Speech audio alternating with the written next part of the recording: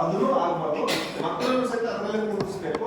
ಇಲ್ಲ by miss ಆಗಿ ನಾವು ಹೊರಗಡೆನೂ ಸಹಿತ ಮಕ್ಕಳು ಕೂತ್ಕೊಳ್ತಾರಂದ್ರೆ ಆ ಮಲವನ್ನ ತೆಗೆದುಕೊಂಡು ಬಂದು ನಮ್ಮ ಟಾಯ್ಲೆಟ್ ಅಲ್ಲಿ ಹಾಕಿ ನಾವು ನಿರ್ವಹಣೆ ಮಾಡಬೇಕು, ಹೊರಗಡೆ ಹಾಕಬಾರ್ದು. ಎಷ್ಟು ಈ ಮಲಮೂತ್ರದಲ್ಲಿ ಎಷ್ಟೋ ವೈರಸ್ಗಳು ಇರ್ತಾವೆ, ಎಷ್ಟೋ ಡೇಂಜರಸ್ ವೈರಸ್ಗಳು ಇರ್ತವೆ. ಡೈರೆಕ್ಟ್ ಆಗಿ ಮನುಷ್ಯನಿಗೆ ಅಟ್ಯಾಕ್ ಆಗೋ ವೈರಸ್ಗಳು ಇರ್ತವೆ, ಬಹಳ ಡೇಂಜರಸ್ ವೈರಸ್ಗಳು. ಅದರಲ್ಲಿ ಲಕ್ಷಾನುಗಟ್ಟಲೆ ವೈರಸ್ಗಳು ಇರ್ತವೆ. ನೀವು ಒಂದೇ ಒಂದು ನಾವು ಹೇಳಿದ್ವಿ, ಅದಕ್ಕೆ ಒಂದು ಮನುಷ್ಯ 250 ಗ್ರಾಂ ಮಲವನ್ನು ವಿಸರ್ಜನೆ ಮಾಡ್ತಾರೆ ಅಂತ ಹೇಳಿ. ಅದು ಒಂದು ಗ್ರಾಮ್ ಲೆಕ್ಕ ನಾವು ಲೆಕ್ಕ ತಗೊಂಡ್ರೆ ಎಷ್ಟೋ ಕೋಟ್ಯಾನುಗಟ್ಟಲೆ ವೈರಸ್ಗಳು ಇರ್ತದೆ. 250 ಗ್ರಾಮಿಗೆ ನಾವು ಎಷ್ಟು ವೈರಸ್ಗಳು ಇರ್ಬೋದು, ಅದ್ರಲ್ಲಿ ಎಷ್ಟು ಡೇಂಜರಸ್ ಇರ್ತಕ್ಕಂಥ ನಮ್ಮ ಮಲ ಬ್ಯಾಕ್ಟೀರಿಯಾ ಅನ್ನೋದು ಇದು ತಿಳ್ಕೋಬೇಕು. ಓಕೆ, ಮಲ ಅನ್ನೋದು ಇಷ್ಟು ಡೇಂಜರ್. ಪ್ರತಿಯೊಬ್ರು ಅದಕ್ಕಾಗಿ ಶೌಚಾಲಯ ಅನ್ನೋದಕ್ಕೆ ಇದು ಇಂಪಾರ್ಟೆನ್ಸ್ ಕೊಟ್ಟು ನಾವು ಶೌಚಾಲಯ ಕಟ್ಟಿಸ್ಕೊಳ್ಳೋ ತರ ಮಾಡಬೇಕು. ನೀವು ಫೀಲ್ಡ್ ಅಲ್ಲಿ ಹೋಗಿ ಕೆಲಸ ಮಾಡೋ ಟೈಮಲ್ಲಿ ಯಾರ್ಯಾರು ಶೌಚಾಲಯ ಇಲ್ಲ ಅಂತ ಹೇಳೋದಾದ್ರೆ ಅದಕ್ಕೆ ಒಂದು 4 ಡಾಕ್ಯುಮೆಂಟ್ಸ್ ಬೇಕಾಗ್ತದೆ. 4 ಡಾಕ್ಯುಮೆಂಟ್ಸ್ ಯಾವಪ್ಪ ಅಂದ್ರೆ Aadhaar card, ration card, Aadhaar card, ration card, bank account, photo photo sir, ಮತ್ತೆ ಒಂದು ಪಾಸ್ಪೋರ್ಟ್. ನೀವು ಶೌಚಾಲಯ ಕಟ್ಟಿಸ್ಕೊಳ್ತೀವಿ ಅಂತಂದ್ರೆ ನೀವು 4 ಡಾಕ್ಯುಮೆಂಟ್ಸ್ ಇಸ್ಕೋಬೇಕು. Ration card, Aadhaar card, bank passbook, SC ST ಆದ್ರೆ ಕ್ಯಾಸ್ಟ್ ಇನ್ಕಮ್, ಒಂದು ಫೋಟೋ ಸರ್. ಆಮೇಲೆ ಒಂದು ಕ್ವಶನ್ ಸರ್, OBC ಅಂದ್ರೆ SC ST document caste income ಬೇಕಾಗಿದೆ.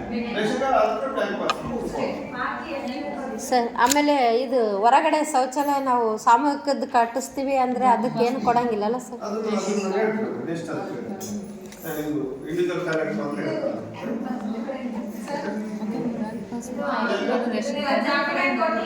Aadhaar card, ration card, bank passbook, photo, caste income.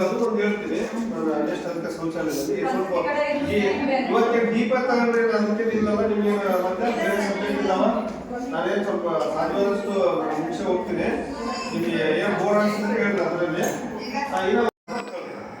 ಯಾವುದು ನಿಯರೆಸ್ಟ್ ಇರ್ತಕ್ಕಂಥ ನಿಮ್ಮ ಗ್ರಾಮ ಪಂಚಾಯತ್ಗೆ ಹೋಗಿ ನೀವು ಇವರು ಶೌಚಾಲಯ ಕಟ್ಟಿಸ್ಕೊಂಡಿಲ್ಲ, ಈಗ ಕಟ್ಟಿಸ್ಕೊಳ್ತಿದ್ದಾರೆ, ಈ ಡಾಕ್ಯುಮೆಂಟ್ಸ್ ತಗೊಳ್ಳಿ ಅಂತ ಹೇಳಿದ್ರೆ ಅವ್ರು ತಗೊಳ್ತಾರೆ. ತಗೊಳ್ಬೇಕಿಂತ ಮೊದಲು ಅವ್ರು ಏನು ನೋಡ್ತಾರೆ ಅಂದ್ರೆ ಪಂಚತಂತ್ರ ಅಂತ ಹೇಳಿ ಒಂದು ಸ್ಟೇಟ್ ಗೌರ್ಮೆಂಟ್ ಒಂದು ವೆಬ್ಸೈಟ್ ಇದೆ. ಅದರಲ್ಲಿ ರೇಷನ್ ಕಾರ್ಡು ತಗೊಳ್ತದ ಇಲ್ಲ ಅಂತ ಹೇಳಿ ನೋಡ್ತಾರೆ. ರೇಷನ್ ಕಾರ್ಡ್ ಈ ಹಿಂದೆ ನಾವು ಈ 2014ಕ್ಕಿಂತ ಮೊದಲು 2018ರಲ್ಲಿ ನಾವು ಇಡೀ ನಾವು ಅಂಗನವಾಡಿ ಟೀಚರ್ 2000 ಅದನ್ನು ನಾವು ಬೇಸ್ ಲೈನ್ ಸರ್ವೆ ಅಂತ ನಾವು ಕರಿತೀವಿ. ಆ ಬೇಸ್ ಲೈನ್ ಸರ್ವೆನ ಅಂಗನವಾಡಿ ಟೀಚರ್ ಮೂಲಕ ನಾವು 2012ರಲ್ಲಿ ಸರ್ವೆ ಮಾಡಿಸಿದಾಗ ಎಲ್ಲ ಒಂದು ಮನೆ ಯಾರ ಮನೆ ಶೌಚಾಲಯ ಇದೆ, ಯಾರ ಮನೆ ಶೌಚಾಲಯ ಇಲ್ಲ ಅಂತೇಳಿ ಅವ್ರೆಲ್ಲರೂ ನಾವು ಶೌಚಾಲಯ ಇಲ್ಲದೆ ಇರ್ತಕ್ಕಂಥ ಕುಟುಂಬಗಳಿಗೆ ಶೌಚಾಲಯ ಕಟ್ಟಿಸ್ಕೊಟ್ಟಿದ್ದೀವಿ. ಕಟ್ಟಿಸಿಕೊಟ್ಟ ಮೇಲೆ ಅವೆಲ್ಲ ನಾವೆಲ್ಲ ಮುಗಿದ ಮೇಲೆ ನಾವು ಈ ಒಂದು ಗ್ರಾಮ ಪಂಚಾಯತ್ಗಳನ್ನ ಮತ್ತು ಬಳ್ಳಾರಿ ಜಿಲ್ಲೆಯನ್ನ ನಾವು ಬಯಲು ಮಲಮೂತ್ರ ವಿಸರ್ಜನೆ ಮುಕ್ತ ಗ್ರಾಮ ಅಂತೇಳಿ ಘೋಷಣೆ ಮಾಡಿದ್ವಿ. 2018ರಲ್ಲಿ ಬಯಲು ಮಲಮೂತ್ರ ವಿಸರ್ಜನೆ ಮುಕ್ತ ಗ್ರಾಮ ಪಂಚಾಯತ್ಗಳು ಅಂತೇಳಿ ಘೋಷಣೆ ಮಾಡ್ತಾ ಇದ್ವಿ. ಯಾವುದು 2018 ಸರ್ವೆ ಪ್ರಕಾರ ಕುಟುಂಬಗಳಿಗೆ ಮಾತ್ರ. ಆದ್ಮೇಲೆ ಮತ್ತೆ ನಾವು ವರ್ಷ ಕುಟುಂಬಗಳು ಅಂತ ಬೆಳೀತಾ ಇದ್ದಾವೆ. ಅವ್ರ ಮಕ್ಕಳು, ಅವ್ರ ಮೊಮ್ಮಕ್ಕಳು ಆದಾಗ ಅವ್ರ ಮಕ್ಕಳಿಗೆ ಮನೆಗಳು ಆಗ್ತದವೆ, ಹೊಸ ಮನೆಗಳನ್ನು ಕಟ್ಕೊಳ್ತಾರೆ, ಅವ್ರ ಕುಟುಂಬನೇ ಬೇರೆ ಆಗ್ತದೆ, ಮತ್ತೆ ಅವ್ರಿಗೆ ಶೌಚಾಲಯ ಬೇಕಾಗ್ತದಲ್ಲ. ಆ ಒಂದು ಉದ್ದೇಶಗಳು ಮತ್ತೆ ನಾವು ಶೌಚಾಲಯಗಳನ್ನು ಕಟ್ಟಿಸ್ಕೊಡಕ್ಕೆ ಮತ್ತೆ ನಾವು ತಗೊಂಡಿದ್ವಿ. ಮತ್ತೆ ಇವಾಗನು ಅಲ್ಲೆಲ್ಲಿ ತಿಳಿದು ಇಲ್ಲಿವರೆಗೂ ನಾವು ಶೌಚಾಲಯ ಕಟ್ಟಿಸ್ಕೊಳ್ಳೋಕೆ ನಾವು ಅಪ್ಲಿಕೇಶನ್ ತಗೊಳ್ತಾ ಇದ್ವಿ. ಯಾರ್ಯಾರು ಶೌಚಾಲಯ ಇಲ್ಲೋ ಅಪ್ಲಿಕೇಶನ್ ಕೊಟ್ಟು ನೀವು ಶೌಚಾಲಯ ಕಟ್ಟಿಸ್ಕೋಬಹುದು. ಅಲ್ಲಿ ಪಂಚತಂತ್ರದಲ್ಲಿ ರೇಷನ್ ಕಾರ್ಡ್ ಸಮಸ್ಯೆ ಬಂತು ಅಂದ್ರೆ ನೀವು ಆಲ್ರೆಡಿ ಅಲ್ಲಿ ಒಂದು 3 ಸಮಸ್ಯೆ ಬರ್ತವೆ.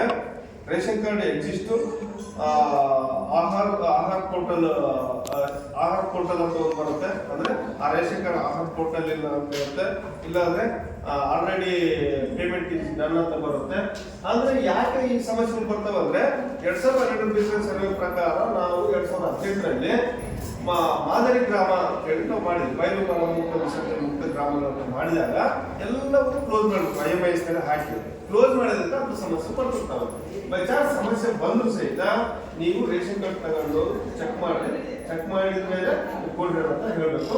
ಮೊದಲು ಈಗ ಜನರ ಹತ್ರ ನಾವು ಏನಾದರೂ ಇಸ್ಕೊಂಡು ನಾವು ಶೌಚಾಲಯ ಕೊಡ್ತೀವಿ ಅಂತೇಳಿ ನಾವು ಹೋಗಿಸ್ಕೊಟ್ಟು ತಗೊಂಡು ಮಾಡ್ತೀವಿ. ಚೆಕ್ ಮಾಡಿಸಿ ನೀವೇನು ಅವ್ರು ಹೇಳಿದ್ರೆ ವರ್ಕೌಟ್ ಕೊಟ್ಟ ಮೇಲೆ ನೀವು ಶೌಚಾಲಯ ಕಟ್ಸಿದ್ರೆ ಯಾವಾಗಾದ್ರೂ ಆಗ್ಬೋದು, ಯಾವಾಗಾದ್ರೂ ಕೊಡ್ಬೋದು, ಇವತ್ತು ಕೊಡ್ಬೋದು.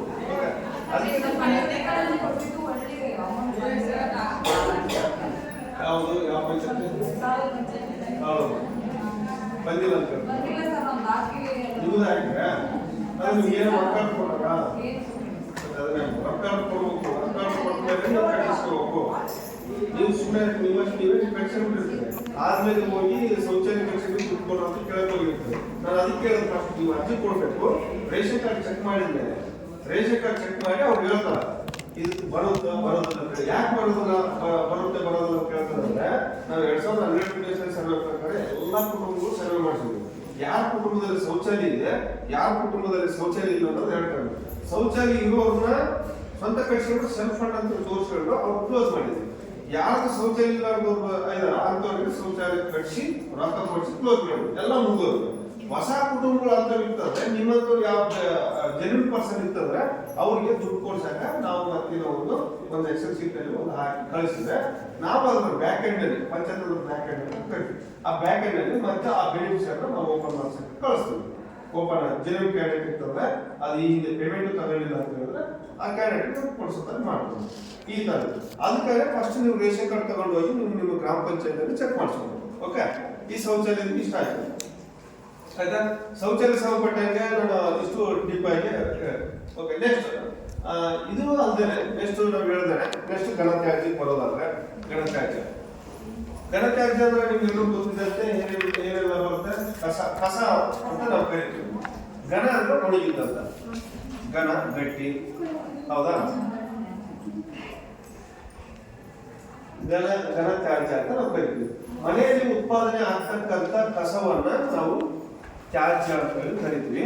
ಆ ತ್ಯಾಜ್ಯವನ್ನು ನಾವು ವೈಜ್ಞಾನಿಕವಾಗಿ ನಿರ್ವಹಣೆ ಮಾಡಬೇಕಂತ ನಮ್ಮ ಉದ್ದೇಶ. ಯಾವುದು ಸ್ವಚ್ಛ ಭಾರತ್ ಮಿಷನ್ ಉದ್ದೇಶ. ಇಲ್ಲಿ ಸ್ವಚ್ಛ ಭಾರತ್ ಮಿಷನ್ ಉದ್ದೇಶ ಮುಖ್ಯವಾಗಿ ನಾವು ಈಗ ಶೌಚಾಲಯಗಳು ಎಲ್ಲ ಮನೆಗಳನ್ನು ಕಟ್ಸಿಕೊಟ್ಟಿದ್ವಿ. ಅವ್ರು ಕೊಡೋದು ಕ್ಯಾಮ್ರಾ ಶೌಚಾಲಯ ಅಂತ ಆಲ್ಮೋಸ್ಟ್ ಎಲ್ಲ ಕೊಟ್ಟಿದ್ದೀವಿ. ನೆಕ್ಸ್ಟ್ ಏನಿದ್ರು ನಮ್ದು ONDM ಬರುತ್ತೆ. ನಾವು ಶೌಚಾಲಯಗಳನ್ನ ನೀವೇ ಸ್ವಂತ ಕಟ್ಸ್ಕೋಬೇಕು. ನೆಕ್ಸ್ಟ್ ಅದನ್ನ ನಾವು ನೆಕ್ಸ್ಟ್ ಈಗ ಮುಗಿದ್ರೆ ಫೇಸ್ ಬಂದಿಲ್ಲ ಅಂತ ಹೇಳಿದ್ರೆ ನೀವೇ ಶೌಚಾಲಯ ಕಟ್ಸ್ಕೋಬೇಕು. ಶೌಚಾಲಯ ಕಟ್ಟಿಸಿದ ಮೇಲೆ ನೀವೇ ನಿರ್ವಹಣೆ ಮಾಡ್ಬೇಕಂತ ಹೇಳ್ತೀವಿ. ಮತ್ತೆ ಬೇರೆ ಬೇರೆ ಸಮಯದಲ್ಲಿ ಸಹಿತ ನಾವು ಶೌಚಾಲಯ ಯಾವುದೇ ಸ್ಕೀಮ್ ನಲ್ಲಿ ಒಂದು ಶೌಚಾಲಯ ಒಂದ್ಸರಿ ಮಾತ್ರ ನಾವು ಕೊಡ್ತೀವಿ. 2 ಸರಿ 3 ಸರಿ ಕೊಡೋದು. ಒಬ್ಬ ವ್ಯಕ್ತಿ ಒಂದ್ಸರಿ ಮಾತ್ರ, ಒಂದು ಕುಟುಂಬಕ್ಕೆ ಒಂದು ಶೌಚಾಲಯ ಆಯ್ತು. ಶೌಚಾಲಯ ಬಿದ್ದೋಗ್ಬಿಟ್ಟಿಲ್ಲ, ಮನೆ ಕಟ್ಟಿದ್ರು ಇನ್ನೊಂದ್ ಕಡೆ ಮನೆ ಕಟ್ಟಿದ್ರು ಅದು ಬಿದ್ದೋಯ್ತಂದ್ರೆ ಅವರೇ ಕಟ್ಟಿಸ್ಕೋಬೇಕು ಆಯ್ತಾ. ಇನ್ನೊಂದು ಇಂಪಾರ್ಟೆಂಟ್ ನಾನು ಹೇಳ್ಬೇಕಂದ್ರೆ ಶೌಚಾಲಯಕ್ಕೆ ಗುಂಡಿ ನಿರ್ವಹಣೆ ಅಂತ ನಾವು ಮಲತ್ಯಾಜ್ಯ ನಿರ್ವಹಣೆ ಅಂತ ಕರಿತೀವಿ. ಈಗ ನಾವು ಸೆಟ್ಟಿಂಗ್ ಮಲತ್ಯಾಜ್ಯ ತಗೊಂಡು ಹೊರಗಡೆ ಬಿಸಾಕಿ ಏನೋ ಮಾಡ್ತಾರೆ, ಅದೊಂದು ಹೋಗುತ್ತೆ. ಅದನ್ನು ನಿರ್ವಹಣೆ ಮಾಡಬೇಕು ಅಂತ ಹೇಳಿದ್ರೆ ಒಂದು ಶೌಚಾಲಯಕ್ಕೆ ಅವಳಿ ಗುಂಡಿ ಶೌಚಾಲಯ ಅಂತ ನಾವು ಕರಿತೀವಿ. ಒಂದು ಶೌಚಾಲಯಕ್ಕೆ 2 ಗುಂಡಿಗಳನ್ನು ತೋಡಿಕೊಂಡು ಅಂದ್ರೆ ಡಬಲ್ ಪಿಟ್ಗಳನ್ನ ತೋಡಿ ನಾವು ಶೌಚಾಲಯ ನಿರ್ವಹಣೆ ಮಾಡಿದ್ರೆ ಯಾವುದೇ ಮನೆ ಹಂತದಲ್ಲಿ ಶೌಚಾಲಯ ತುಂಬಿದ ಮೇಲೆ ಒಂದು ಗುಂಡಿಯಿಂದ ಇನ್ನೊಂದು ಗುಂಡಿಯಿಂದ ಈ ಕಡೆ ಇನ್ನೊಂದು ಗುಂಡಿಗೆ ನಾವು ಬಿಟ್ಕೊಂಡು ಆ ಒಂದು ಮಲತ್ಯಾಜ್ಯವನ್ನು ನಾವು ಮನೆ ಹಂತದಲ್ಲಿ ನಾವು ನಿರ್ವಹಣೆ ಮಾಡ್ಬೋದು. ಅದೇನಂದ್ರೆ ಈಗ ಒಂದು ಮನೆ ಅಂತ ನಮ್ಮ ಶೌಚಾಲಯ ಗುಂಡಿ ತುಂಬಿಡುತ್ತೆ. ಅದಕ್ಕೆ ಅವಳಿ ಗುಂಡಿ ನಾವು ಶೌಚಾಲಯ ಕಟ್ಟಿಸ್ಕೊಂಡ್ರೆ ಒಂದು ಗುಂಡಿ ತುಂಬಿದ ಮೇಲೆ ಆ ಗುಂಡಿಯಲ್ಲಿ ಮಲವನ್ನ ಒಣಗಬೇಕು. ಅಂದ್ರೆ ಹಸೆ ತೆಗೆಯೋದು ಬೇಡ. ಒಣಗಿದ ತನಕ ನಾವೇನ್ ಮಾಡೋದಿಲ್ಲ ಅಂದ್ರೆ ಅಲ್ಲಿಂದ ಒಂದು ಚೇಂಬರ್ ಕಟ್ಕೊಂಡು ಈ ಒಂದು ವೈ ಆಕಾರದಲ್ಲಿ ಒಂದು ಚೇಂಬರ್ ಕಟ್ಕೊಂಡು ನಮ್ಗೆ ಇನ್ನೊಂದು ಪಿಟ್ ಅಂತ ತೆಗೆದುಕೊಂಡು ಆ ಪಿಟ್ ಅಲ್ಲಿ ಕನೆಕ್ಷನ್ ಕೊಟ್ಕೋಬೇಕು.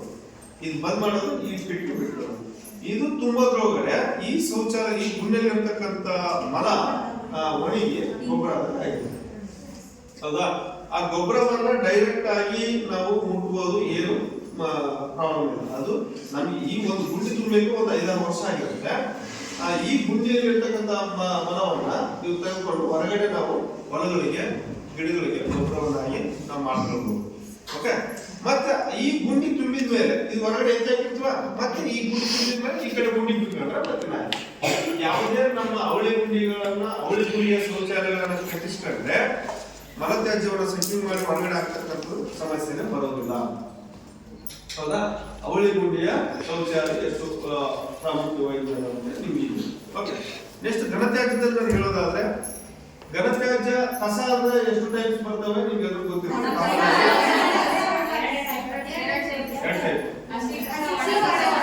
ಹಸಿ ಕಸ, ಒಣ ಕಸ ಅಷ್ಟೇನಾ?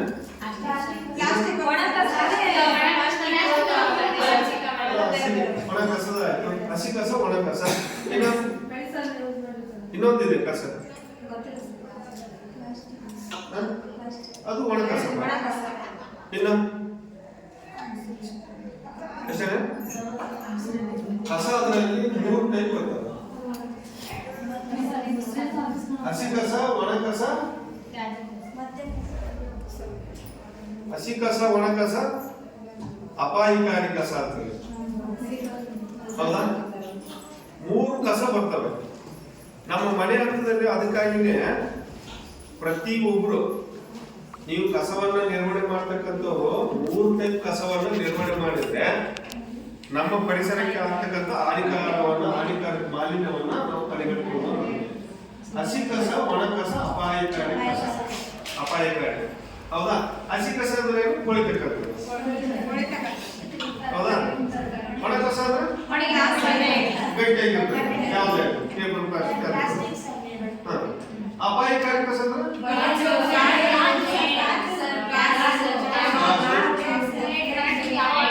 ಲೇಡು,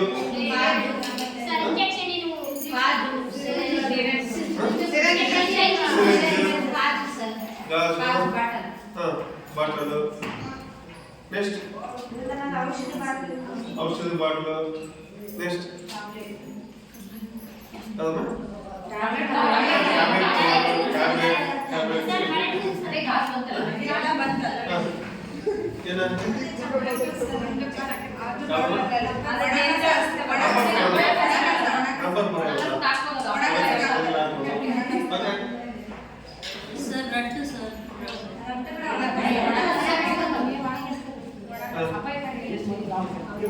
ಅಪಾಯಕಾರಿ ಕಸ ಅದರಲ್ಲಿ ನೀವೆಲ್ಲ ಹೇಳಿದ್ರಲ್ಲ ಅದೆಲ್ಲ ಕರೆಕ್ಟ್.